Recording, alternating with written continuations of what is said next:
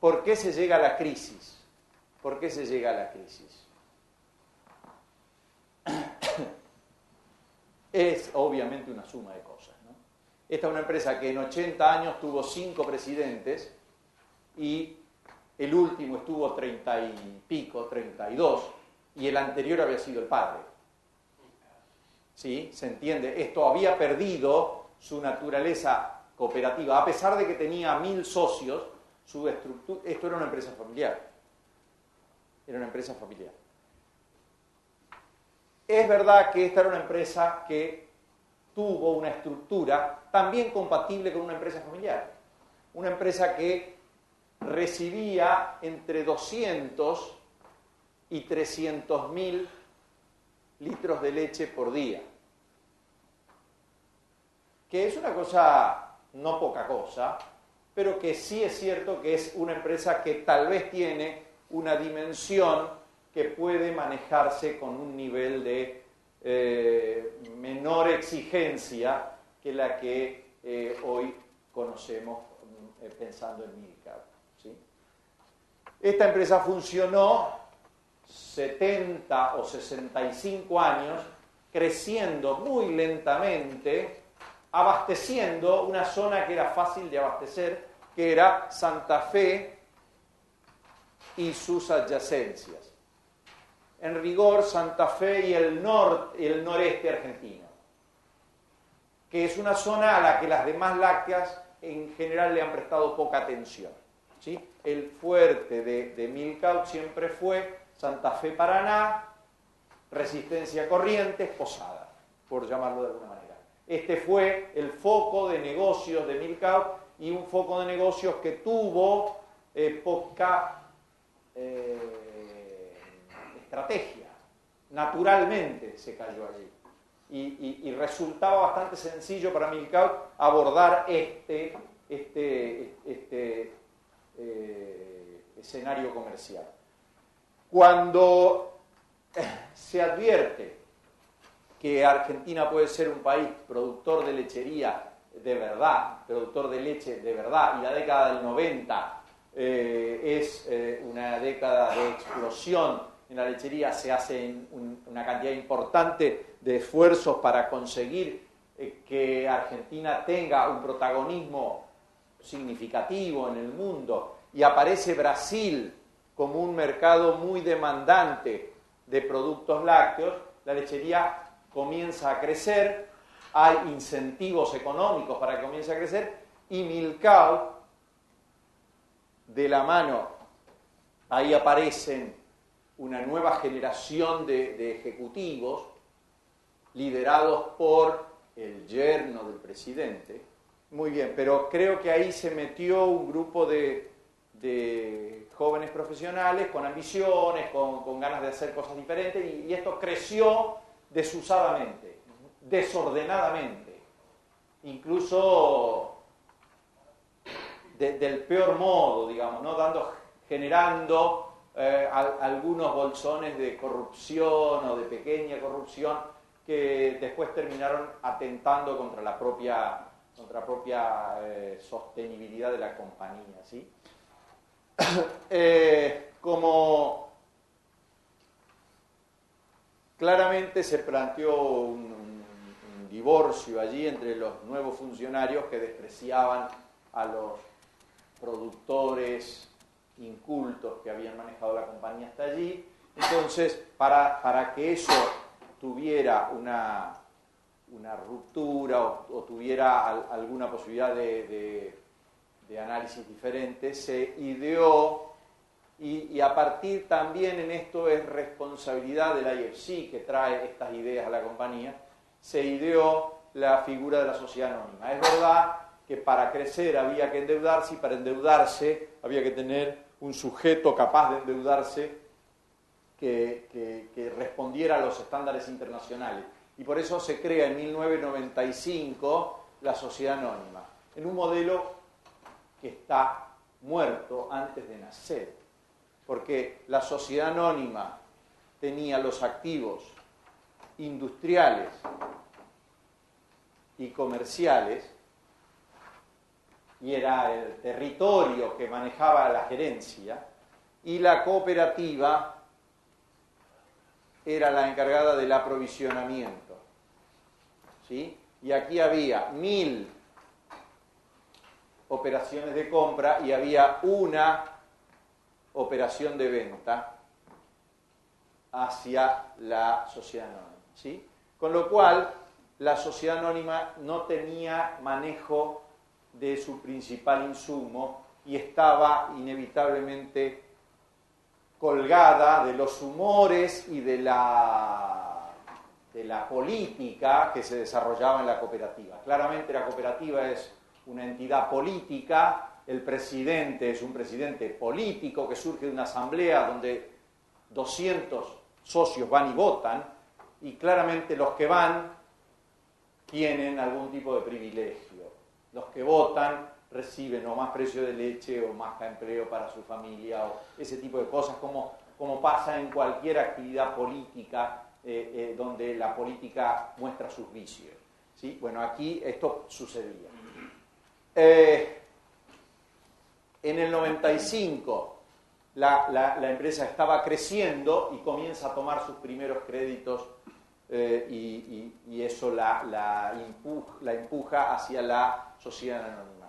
El crecimiento continúa, es un crecimiento incontrolado, un crecimiento no programado, no previsto, absolutamente errático. Se hace una planta y después se hace otra de otro tipo de producto por allí no complementario. Hay una cantidad de inconsistencias de planificación bastante importante, pero se crece, y Milcaut es en la década del 90 la láctea que más crece en Argentina. Crece enormemente, ¿sí? Bien, en ese crecimiento el endeudamiento es irrestricto, hay un endeudamiento desde el exterior que es muy fluido, Milcaut goza de la consideración de todos los que financian de manera muy importante, todo el mundo cree que estamos detrás de una empresa muy exitosa, los resultados son muy exitosos, la empresa tiene una performance interesante, pero no advierte que el fondo digamos que la curva está viniendo y sigue manejando a fondo, en un decurso casi calcado al que tuvo el país, ¿no? Todo el mundo creía en una infinita sucesión de éxitos y que el endeudamiento era eterno e irrestricto. Y en algún momento estas cosas comienzan a tener algún freno, y cuando uno no constituyó los mecanismos de defensa para aquel momento, bueno, los golpes son brutales. Empiezan a haber problemas, en el 97 ya Brasil comienza a mostrar que es un destino complejo, incluso la empresa había establecido, y de mal modo, inversiones en Brasil. Brasil comienza a ser un problema, el endeudamiento comienza a hacerse más complicado. Se había imaginado un modelo que permitiera a la sociedad anónima en algún momento abrirse a la bolsa. Ese proceso no se da porque el país no alcanza a generar un mercado de capitales que pueda tener potencia. En el 99 la capacidad de endeudamiento de la empresa está absolutamente agotada y se advierte, la empresa ha comprado otras empresas del interior del país, ha absorbido otras cooperativas, ha hecho una cantidad de imprudencias y que la ponen frente a problemas significativos. Y cada vez más la exportación es una exportación, digamos, nuestros costos internos han continuado creciendo y el 1 a 1 ha hecho que la exportación de lácteos sea muy complicada. Bueno, en el 99 Milcaut comienza a sentir que su situación financiera es cada vez más delicada, a pesar de que su situación económica es delicada, Y entonces imagina que ha llegado el momento, o cree que la solución es la incorporación de un accionista que le haga una inyección de fondos, ¿sí? Y abre su capital, y entonces Milcao, que era 100% de la cooperativa, tiene un accionista que se lleva 27%. 27% va a poder de dos fondos de inversión y del IFC, ¿sí? Fondos de inversión, LatCap y Patagonia, más el IFC, ¿sí? Estos fondos aportan 24 millones de dólares. 24 millones de dólares. ¿Cómo se consigue esto?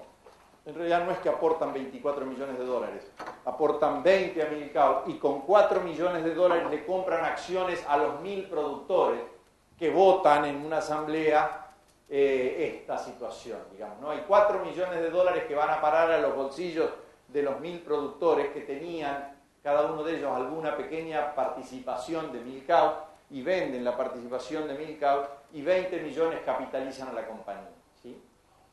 Hay detrás de esto una maniobra compleja, hay un cierto engaño, se distorsionan cifras para mostrar una situación mejor de la que era y los fondos entran con cierto nivel de engaño que luego se pone de manifiesto en la primera reunión de trabajo, digamos, ¿no? Con lo cual la sociedad anónima nace equivocadamente, con un diseño operativo equivocado, y el día que abren el capital lo abren engañando, con lo cual destrozan antes de empezar la relación con su socio, ¿sí? Destrozan antes de empezar la relación con su socio. Claramente, a partir de ese día, la relación entre accionistas es una relación conflictiva, recelosa, de disputa, de puja, ¿sí? Claramente, el acuerdo de accionistas es un acuerdo de accionistas que, previendo todas las cosas que prevén los acuerdos de accionistas, rápidamente se convierte en material de consulta, y los abogados me van a entender en esto. Estas cosas que se escriben solo como anécdota en la mayoría de las veces, se convierte acá en una Biblia en la que en cada reunión de directorio debe ser consultada para ver si esto es posible o no es posible, qué mayorías hay que reunir y qué atribuciones tiene cada uno de los socios individualmente, con lo cual la relación es una relación compleja, ¿sí? Estos 20 millones terminan mal usándose porque pudieron haber regularizado la situación de la compañía. Si estos 20 millones de dólares se hubieran usado correctamente, es probable que Milcao tuviera resuelto sus problemas.